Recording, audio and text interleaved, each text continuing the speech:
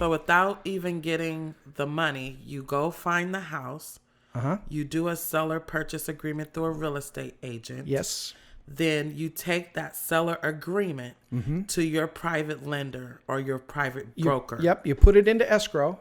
And then you give a copy of that to your all that information to your lender. Your broker. And they'll lend you the money to buy this home. Right. Based off of the property value of the home. Right.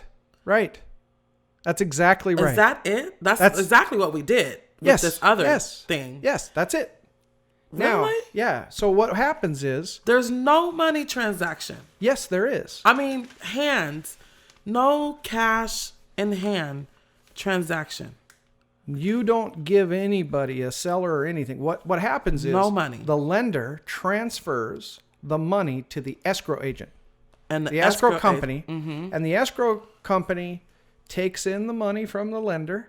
And they say, okay, I have permission from the lender... provided that you sign the note and the security instrument, the deed of trust. When you sign those off, then they can record that against the property. That becomes the purchase loan. That's what it is. Yes. So they're going to loan you the money, give you the money to pay the seller off. So with that money, we have to make sure that amount of money is enough money to pay off the previous loans that were on there. Okay?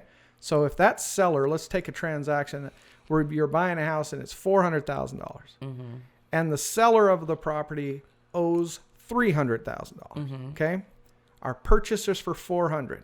So we go to our new lender, and if it's a conventional lender, maybe that lender loans us $375,000 of that $400,000 purchase. You have to come up with $25,000. That might be a conventional program because they want you to have something that you're going to lose the $25,000 if you don't pay them. Right. Okay. You can also go to a private lender, and if that private lender says, I like the value of that property, they loan you the whole $400,000 for the purchase of it. Maybe after it's fixed up, it'll be worth $500,000, right? And so they're looking at that value. It's about our real estate plan.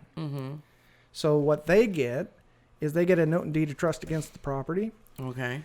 And that money goes into escrow, the neutral party, and the escrow company makes sure that that money covers what the previous seller owes against the property. Okay. So they go, well, they owe $300,000, so let's pay that off. That's gone. So now these can be recorded on title. Okay. And the seller of that property gets what's left over. Okay. That's the equity. That's what their equity is, right? They sold it for $400,000. They owe $300,000. Okay. So they're really only getting $100,000 out of the sale. Right. Okay. So they give them $100,000 and they're gone. They're cashed out. You now own the property. And it's recorded. the lender. And you owe the lender $400,000. And you make payments on that according to the promissory note here and the terms and the rates and things like that. Of course. And now you're the owner. Now you control the $400,000 asset. Yes. Okay. But I owe them. But you owe them. So when it's worth $500,000 and you sell it to somebody else and you pay them off and they get their you made $100,000 on it, and that's how we gain wealth. Yay. That's really how that works. Yeah. I'm ready to go buy a house too. Well, we should.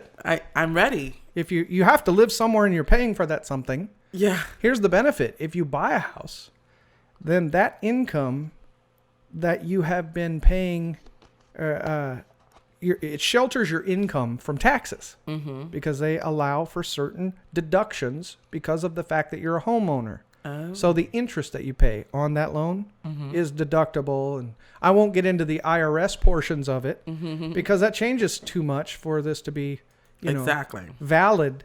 But they just got rid of some of the deductions that you were able to do before. But hey, that's what it is now. So we have to look at it. You know, they say rich people get away with not paying taxes. Have you ever heard that? Yeah. It's not true. Educated people get away with not paying as much taxes. Exactly. Okay? So you have to look at a transaction and you have to say, if I purchase this asset, it will give me the benefits of less taxation. That's one of the benefits of purchasing a place. And you own it. You own it. You control the equity.